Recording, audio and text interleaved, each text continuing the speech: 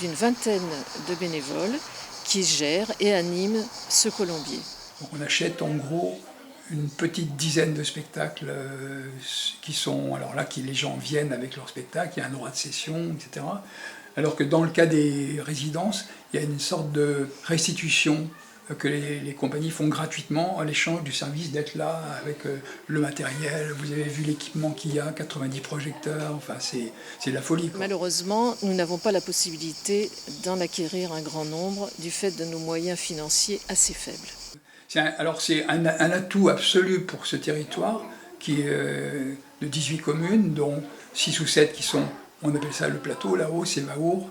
Et puis il y a cet équipement qui maintenant sert à l'école, au collège, aux associations bien sûr. Aujourd'hui c'est le conservatoire de musique avec une des associations de l'enfance ici, Arc-en-Ciel. Et donc la mise à disposition est plus ou moins gratuite, ça dépend des associations, tout n'est pas gratuit jusqu'au bout. Il y a la sécurité qu'il faut qu'ils payent, de temps en temps ils payent un tout petit loyer, et puis surtout la mise à disposition d'une technique absolument gratuite. Donc la technique pour le moment c'est moi qui l'ai fait d'une manière régulière. Donc c'est un élément important, moi je trouve de plus en plus important. C'est devenu aussi, grâce à la communauté de communes, la salle de cinéma, c'est-à-dire avec un vrai écran professionnel qui nous permet de voir des films sur 7 mètres de large par 5 mètres de haut. Nous essayons de diversifier au maximum le type de spectacle que nous offrons. Voilà, en gros, c'est un peu ce qu'on fait. Pour le moment, on n'a pas d'action véritablement dans le domaine social parce qu'on n'est pas du tout nanti de cette manière. On travaille avec une subvention globale qui vient de la communauté de communes, la ville de Cordes et la ville de Cabannes. On travaille avec 7 500 € sur l'année. Et avec ça, on arrive à accueillir 45 spectacles par an. Alors,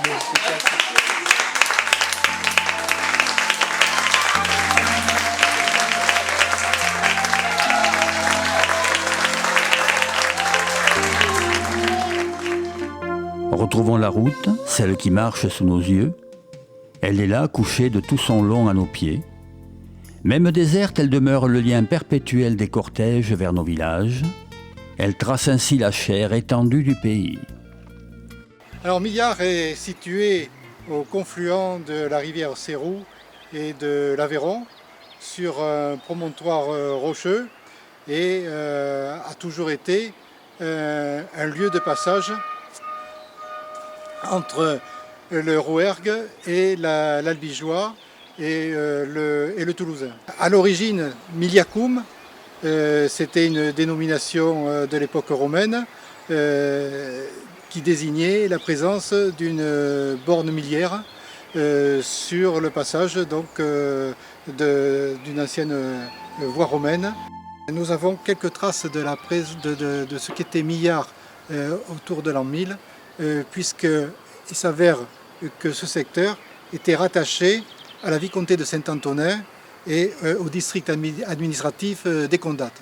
Donc Millard est aussi à une limite entre le Rouergue et l'Albigeois, limite aussi sous l'Ancien Régime entre la Guyenne et le Languedoc.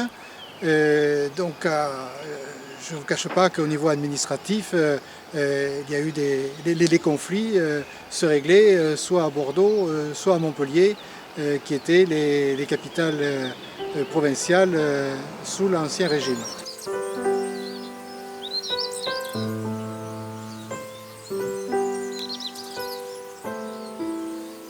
Alors l'activité viticole s'est développée et est montée en puissance à partir de la Révolution, puisque beaucoup de résidents à Millard sont devenus propriétaires des terres seigneuriales.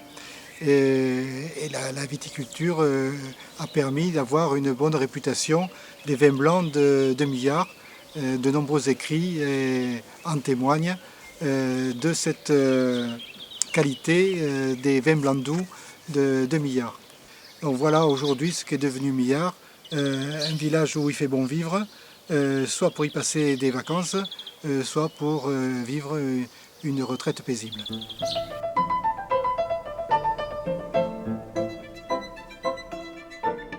Après s'être fait attendre tout au long d'un hiver mouillé, il nous arrivait avec bonheur ce printemps. Sa haute remplie de champs dorés, de chemins parfumés, de symphonies de couleurs oubliées, il balaye d'un seul matin le gris des jours passés. C'est une plantation qui a 21 ans. Je l'ai bien nettoyé le terrain, je l'ai labouré pendant une année, même 2 ans, que ce soit très propre, et j'ai replanté. Au bout de 5 ans, j'ai commencé à trouver les premières truffes. De temps en temps, je change le gène, parce qu'il ne faut pas continuer toujours sur le même gène. Donc avec d'autres truffières, on s'échange des truffes, et je remets de la semence d'une autre truffière pour qu'il y ait toujours de la bonne truffe. Voilà. J'ai remarqué qu'il y a des morceaux de fer plantés à droite à gauche, au pied des Oui, arbres, oui. là. Mais ça c'est le piège. C'est le piège. Chaque année, je remets de la semence. Je fais un trou d'une vingtaine de centimètres comme ça là, et je remets de la semence. Et voilà. Alors c'est pour ça que je mets ce fer, parce que je mets après un tampon de paille au-dessus pour qu'il reste de l'humidité. Et souvent, pratiquement, je fais du 80% presque chaque année sous ces pièges. C'est rare de voir tous les arbres avec un brûlé. Comment vous êtes arrivé à ce résultat? Eh bien, je ne peux pas vous le dire, je ne sais pas. Parce que ça fait partie des secrets que les trufficulteurs regardent pour eux. Non, je ne pense pas. Non, je pense pas. Je pense que j'ai un terrain comme ça. J'ai des petits truffiers de l'autre côté là-bas qui sont tout petits. Même vous verriez une rangée de l'autre côté là-bas. Mais au bout de 3 ans, j'ai un brûlé. Voilà. Le brûlé se forme au bout de 3 ans. Le brûlé, c'est-à-dire, c'est l'endroit où on trouve les truffes. C'est-à-dire ce qu'il n'y a pas d'herbe autour de l'arbre. Voilà. On les travaille au mois de mars et puis on ne s'en occupe plus. Il faut attendre que le brûlé se forme. Alors comment pouvez-vous nous expliquer la formation de ce brûlé? C'est-à-dire que c'est le mycélium qui mange dessous et c'est de là qu'on trouve des truffes. Voilà. Ce mycélium qui en fait empêche l'herbe de pousser. Voilà, et qui empêche l'herbe de pousser. Voilà. Donc autrement dit, pas d'herbe, mycélium voilà. et truffes. Et truffes. Voilà. D'accord. Maintenant, contrairement à certaines idées reçues, le chêne truffier perd-il des feuilles ou non? C'est-à-dire que le chêne vert ne perd pas de feuilles. Il en tombe, mais il remet automatiquement d'autres feuilles. Mais le pubescent, c'est-à-dire le chêne pubescent, le chêne normal si vous voulez, tombe les feuilles, mais il donne des truffes aussi. Au Marchande, les discussions vont bon train. Des marchés comme celui de Villeneuve-sur-Ver existent depuis le Moyen-Âge. Ils permettent d'établir ce que l'on nomme un prix d'équilibre, en considérant l'unité de lieu, de temps et de matière. Je suis l'un des principaux responsables qualité. Ma tâche consiste à effectuer des contrôles de toutes les truffes qui sont amenées. Et donc, les critères de qualité, c'est donc le veinage de la truffe, vérifier la chair, qu'on appelle la gléba, donc la couleur de la chair noir chocolat, le veinage blanc légèrement rosé.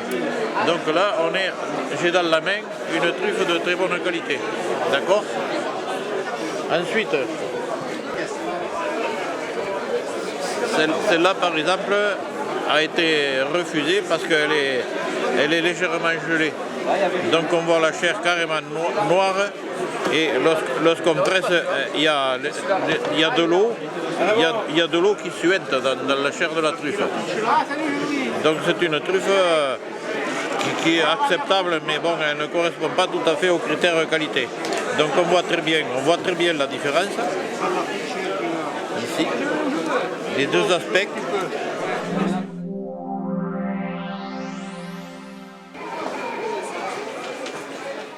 Le prix moyen du marché étant indiqué à la fin de celui-ci. Cette année, le climat permet une production exceptionnelle.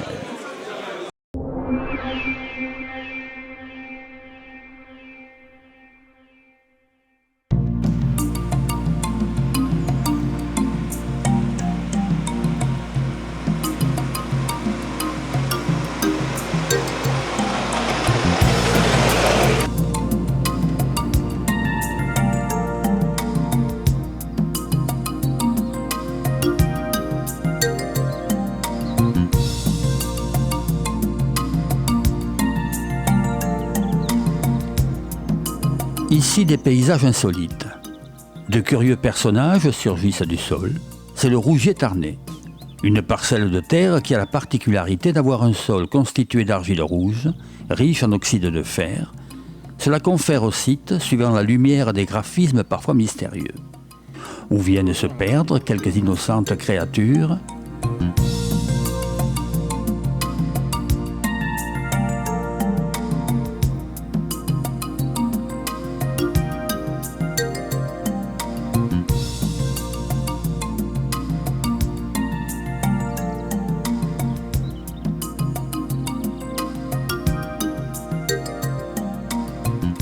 Mille raisons de s'aventurer au cœur de ces parcelles, après avoir arpenté rues et ruelles fleuries de nos villages, perchés tels le Buissé, adossés au flanc de la cité cordaise.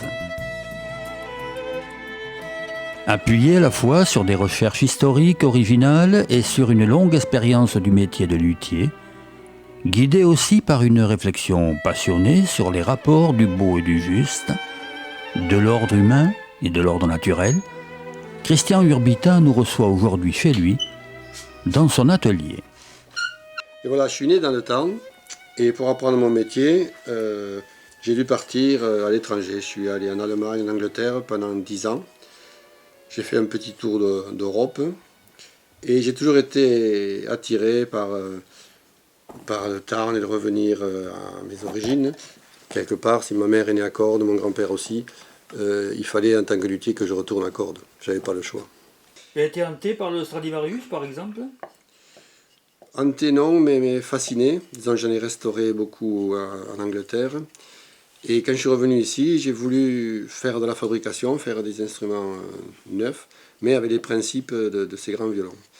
Quelque part, il faut chercher où est le violon dans l'arbre. Et en plus, c'est où est le violon pour un musicien bien précis. J'ai pris conscience aussi qu'on peut faire, comme on dit, un grand violon ou un beau violon, que si on le fait pour quelqu'un. Et il y a un lien qui se crée entre le musicien, l'arbre et le luthier. Et moi, je suis que le vecteur entre l'arbre et le musicien. Et c'est de capter cette énergie qu'il y a dans l'arbre, dans le musicien, pour faire un violon qui va être adapté, mais pas physiquement, mais adapté, je dirais même au niveau de l'âme du musicien, qui va reconnaître ce violon.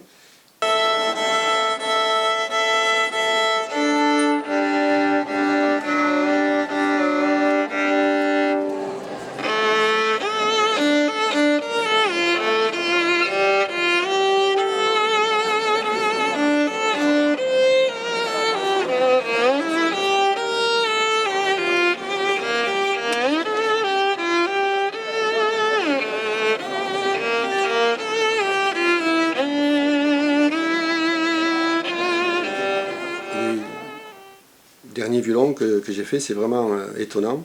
Le musicien a l'impression d'avoir toujours connu ce violon et il sonne de suite et sans effort. Et ce qui expliquerait pourquoi les Stradivarius, tous les grands solistes que j'ai rencontrés, que ce soit Augustin Dumay, Renaud Capuçon, Gérard Cosset, tous ils disent, quand on m'a prêté un Guarnerius ou un Stradivarius, ils ont mis pratiquement une année à s'adapter, à comprendre comment il fallait jouer cet instrument. Et ça pourrait expliquer du fait que le Stradivarius et Guarnerius faisaient ces instruments pour des solistes bien précis, donc il faut, et le violon a cette empreinte, donc il faut que le violoniste actuel retrouve la façon dont il doit être joué. Parce que c'est pas normal que des grands violons comme ça soient aussi difficiles à jouer. Et quand Lamartine disait « objet inanimé, avez-vous donc une âme ?» je peux dire oui. Et ils ont une âme, mais c'est pas moi qui donne l'âme à un objet, c'est la vie. C'est la vie qui rentre dans le bois et qui va donner un objet vivant. Et donc qui va être réactif, qui va rentrer en résonance avec le rêve du musicien. Augustin Dumay me disait que le violon idéal, c'est quand le rêve du luthier correspond au rêve du musicien. Mais c'est quelque chose de très subtil, parce que vous donnez n'importe quel violon à un grand soliste, il va sonner merveilleusement bien. pour ceux qui écoutent. Mais c'est le soliste qui va donner beaucoup d'énergie, à le mettre en vibration et qui ne va pas faire de la musique. Donc c'est un rapport entre le violon et le musicien qui est important. Et si ce rapport est en osmose, en harmonie, la musique va parler à l'âme des gens.